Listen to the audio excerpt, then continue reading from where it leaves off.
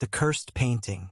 The air was thick with an eerie silence as Jessica stepped into the old antique shop. The floorboards creaked beneath her feet, and the musty scent of aged wood and forgotten relics hung in the stagnant air. As she navigated the cluttered aisles, her gaze was immediately drawn to an ornate, gilded frame that sat atop a rickety table in the corner. Within the frame, a painting depicted a sprawling, dilapidated manor nestled between towering, ominous trees. The image was so lifelike, it almost seemed to flicker and move before her eyes. "Ah, I see you've noticed our most recent acquisition." A raspy voice suddenly spoke, causing Jessica to jump. An elderly shopkeeper emerged from the shadows, his withered face etched with a cryptic grin. "That painting has quite a fascinating history, my dear. Many have tried to possess it, only to meet a most unfortunate end." Jessica felt a chill run down her spine as the shopkeeper's words sent a wave of unease through her. Despite her better judgment, she found herself drawn to the painting, captivated by its eerie, mesmerizing quality. "How much for the painting?" she heard herself ask, her voice barely above a whisper. The shopkeeper's grin widened, revealing a set of yellowed, crooked teeth. "For you, my dear, it's free. But I must warn you, once you take it home, you'll never be able to escape its curse." Jessica hesitated, her better instincts telling her to walk away. But the allure of the painting was too strong, and against her better judgment, she found herself nodding in agreement. As she carried the painting back to her apartment, Jessica couldn't shake the feeling that she had just made a terrible mistake. The painting seemed to grow heavier with each step, and she could have sworn she heard the faint sound of whispers echoing in her mind. That night, as she hung the painting on the wall, the shadows in her apartment seemed to come alive, flickering and dancing in a way that made her skin crawl. She tried to ignore the unsettling sensation, but as she drifted off to sleep, she couldn't shake the feeling that she was being watched. In the middle of the night, Jessica was jolted awake by a bone-chilling scream. She sat up, her heart pounding, and stared in horror as the painting seemed to shift and transform before her eyes. The once dilapidated manor now appeared vibrant and alive, and the trees seemed to sway and reach towards her, their twisted branches like grasping claws. As Jessica watched, paralyzed with fear, the figures in the painting began to move, their faces twisting into expressions of pure malevolence. She tried to look away, to flee the room, but found herself helplessly drawn to the painting, her eyes unable to tear themselves from the horrifying scene unfolding before her. The last thing Jessica remembered was a pair of shadowy hands reaching out from the canvas, their icy fingers clawing at her skin as she let out a desperate, agonizing scream, last edited 3 dakika once. The Mirror of Souls. The air was thick with a palpable sense of unease as Liam stepped into the dilapidated antique shop. The dim lighting cast eerie shadows across the cluttered shelves, and the musty scent of aged wood and forgotten relics hung heavy in the stagnant air. As Liam navigated the aisles, his gaze was immediately drawn to an ornate, gilded mirror that sat atop a worn, wooden table in the corner. The mirror's surface was clouded and tarnished, but there was an undeniable sense of power and intrigue about it. "Ah, I see you've noticed our most prized possession." A raspy voice suddenly spoke, causing Liam to jump. An elderly shopkeeper emerged from the shadows, his weathered face etched with a cryptic grin. "That mirror has a long and fascinating history, my dear boy.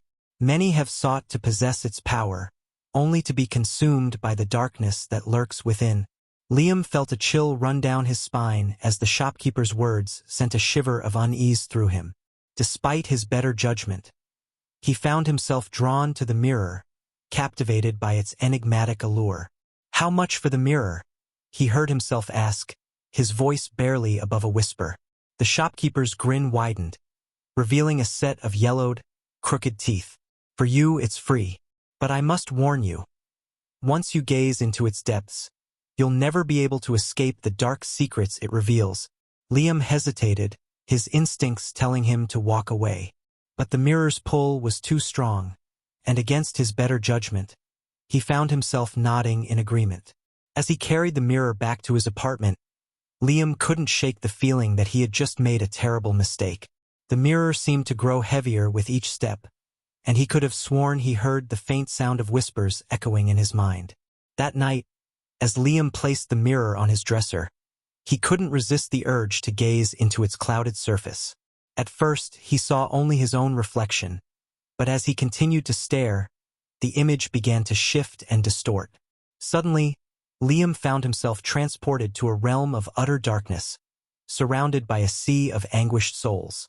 The air was thick with the stench of despair, and the shrieks of the damned echoed in his ears, filling him with a sense of pure terror. As he tried to turn away, he found himself unable to break the mirror's hold.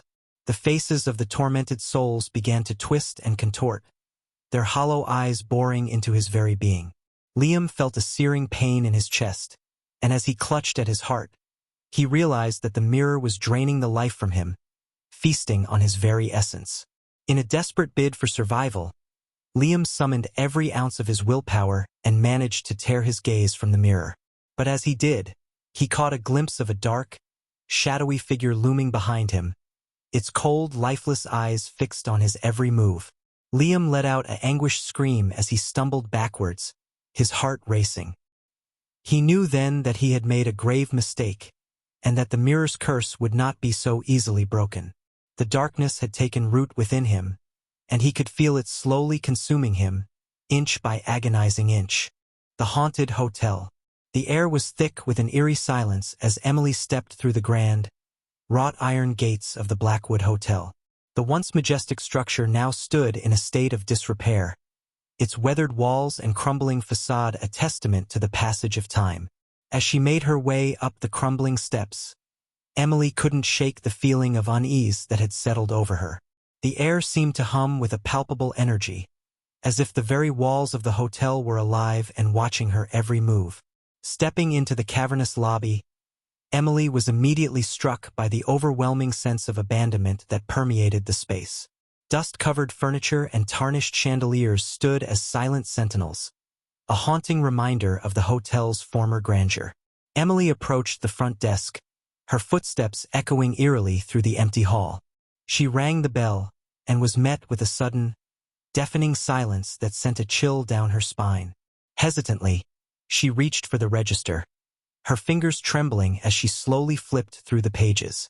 Suddenly, the sound of a door creaking open caused her to whirl around, her heart pounding in her chest. A figure emerged from the shadows, its features obscured by the dim lighting.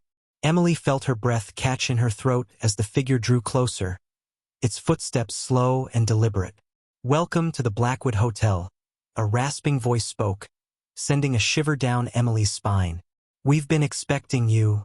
Emily's eyes widened in horror as the figure stepped into the light, revealing the haggard, withered face of the hotel's caretaker. His eyes were sunken and dark, and his skin was an unhealthy, sallow hue. What do you mean?" Emily stammered, her voice quivering with fear. The caretaker's lips curled into a twisted grin, revealing a set of yellowed, crooked teeth. "You see, my dear, the Blackwood Hotel is not like other hotels. It has a special way of welcoming its guests." Emily felt a chill run down her spine as the caretaker's words echoed in her mind. She opened her mouth to speak, but the caretaker raised a bony hand, silencing her. "You would do well to heed my warning, my dear," the caretaker said, his voice low and ominous. "The hotel has a way of claiming those who dare to enter its domain." Before Emily could respond, the caretaker turned and disappeared back into the shadows, leaving her alone in the eerie, abandoned lobby. Emily stood there, her heart pounding, as the realization of what she had gotten herself into began to sink in. As she slowly made her way towards the grand staircase, Emily couldn't shake the feeling that the very walls of the Blackwood Hotel were watching her, waiting to ensnare her in their dark, sinister embrace, last edited for Dakika once. The whispers in the shadows. The air was thick with an unnatural stillness as Sophia stepped into the dimly lit library, the floorboards creaking beneath her feet. The towering shelves, once brimming with the scent of aged paper and ink, now stood silent and imposing, their shadows casting an eerie pall over the room. As she navigated the labyrinthine aisles, Sophia couldn't shake the feeling that she was being watched, the hairs on the back of her neck standing on end.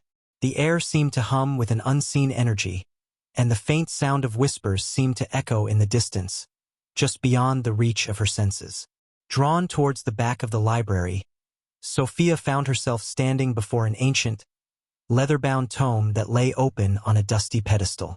The pages were yellowed and weathered, and the text was written in a language she did not recognize.